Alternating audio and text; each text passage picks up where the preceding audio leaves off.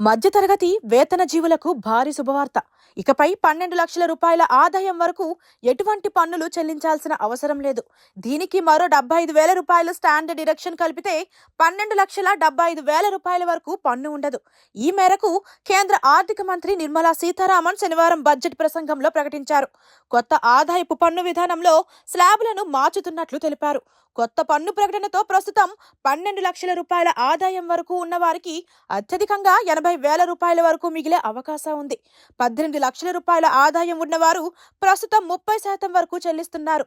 వీరికి తాజా మార్పులతో 70,000 రూపాయల వరకు మిగిలే అవకాశం ఉంది.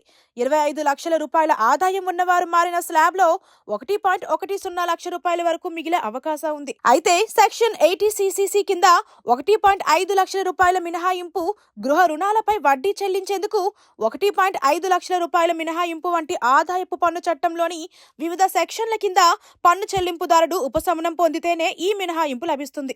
కొత్త పన్ను విధానంలో పన్ను చెల్లింపుదారులకు ఎలాంటి మినహాయింపులు ఉండవు. ఒక ఏడాదిలో వచ్చే స్థూల ఆదాయంపై పన్ను చెల్లించాల్సి ఉంటుంది.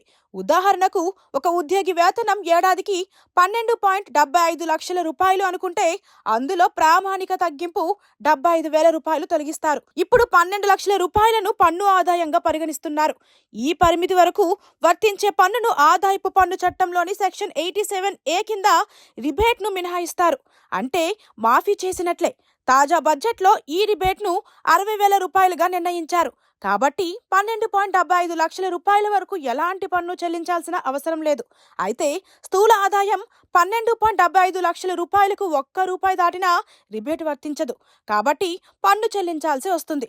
ప్రస్తుతం కొత్త పన్ను విధానంలో పన్ను వర్తించని ఆదాయం 7.75 లక్షల రూపాయలుగా ఉంది.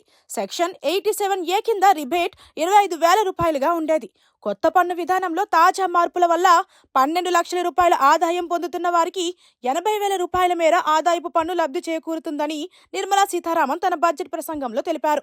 18 లక్షల రూపాయల ఆదాయం పొందుతున్న వారికైతే 70,000 రూపాయలు మేలు చేకూరుతుందన్నారు.